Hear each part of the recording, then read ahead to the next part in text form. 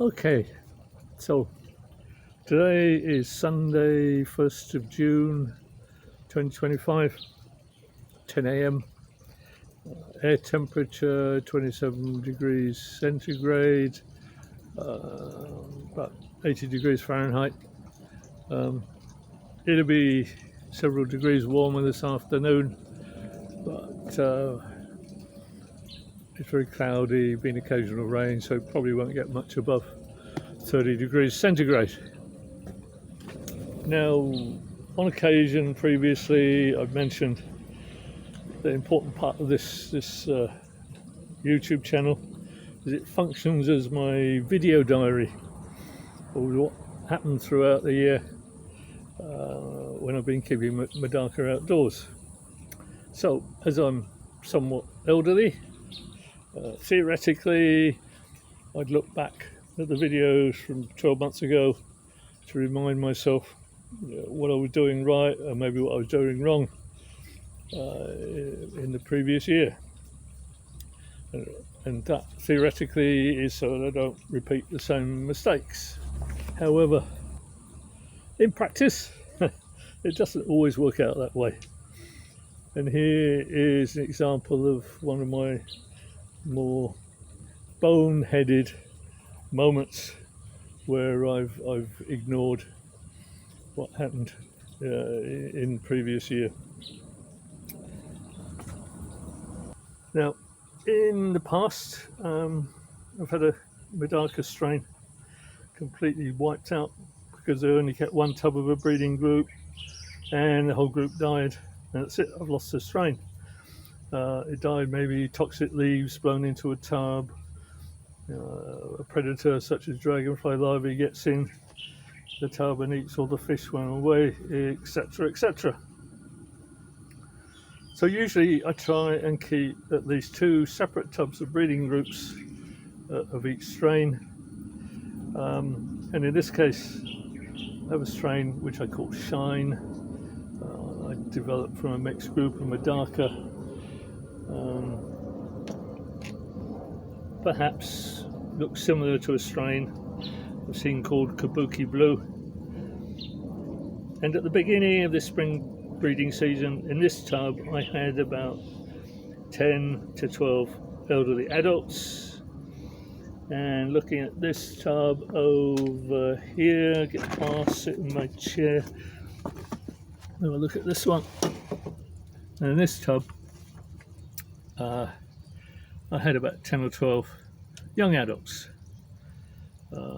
That's just the way it was. I didn't sort of divide them up, elderly, young, just the way it worked. Now this Shine strain usually starts spawning early on in the season. And this year, again, it started in March. And it was going okay until both tubs stopped spawning in April,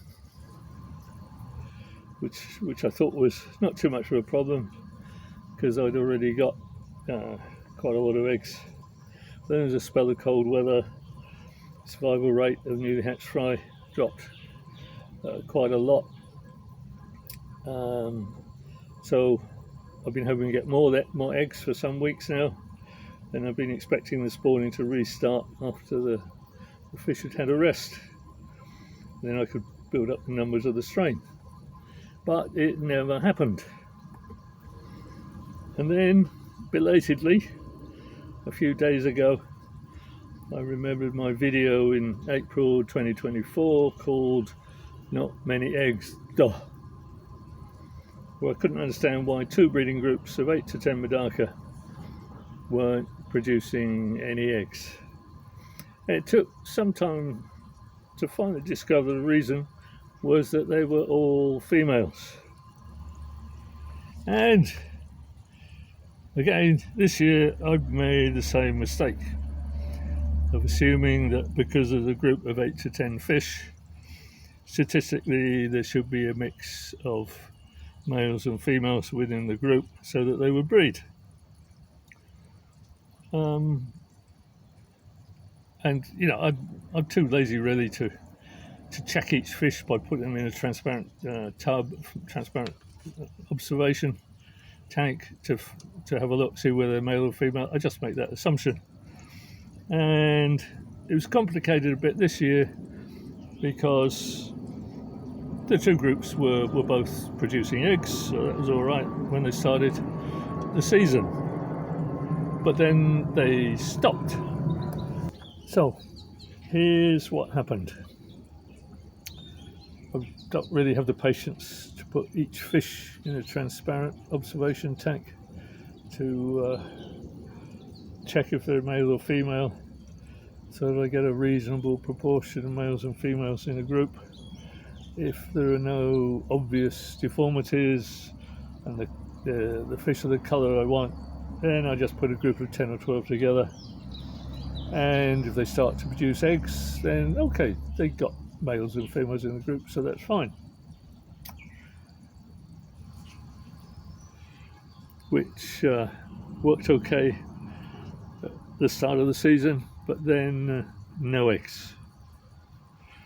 And it took me quite a long time to really figure it out. And when I finally decided what the problem might be a few days ago, I checked each fish in an observation tank and found that all the fish in this tank, the elderly MEDAKA, were female, and all the fish in the young tub were males, which is hence no eggs.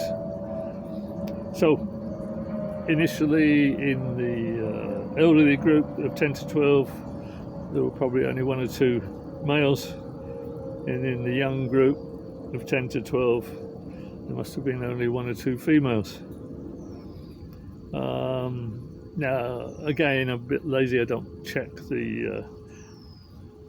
properly the number of fish there might be in a group, and without me noticing, the 1 or 2 males in the elderly group and the 1 or 2 females in the young group must have died sometime in the colder weather in April, which is why obviously the 2 groups stopped producing eggs. So now transferred male and female fish between the tubs a few days ago, and they've already started spawning again. And you can see on here that there are a few eggs on this spawning mop. There's 1 or 2 on there, not that many, but there we are. Maybe 5 or 6. So that's in that tub, and I should find some here. Yeah, just 1 or 2. Look carefully, there's maybe more than 1 or 2, but not an enormous number of eggs. But I mean, if between the 2 tubs get 10 eggs a day, then that's fine. So lessons learned. I'd better try and remember to look back through my videos more often to remind myself what's happened in the past, and then I wouldn't have been thinking about this problem for 4 or 5 weeks before I finally found the solution. And maybe I've got to be not quite so lazy, and maybe I better start checking males, females, by putting them in an observation tank when I set up breeding groups. Anyway, there we are. Now getting eggs again, so a couple of weeks of getting eggs, and then should produce enough fry to make sure that this shine strain survives throughout sort of the bad weather in the summer and continues into next year. Okay.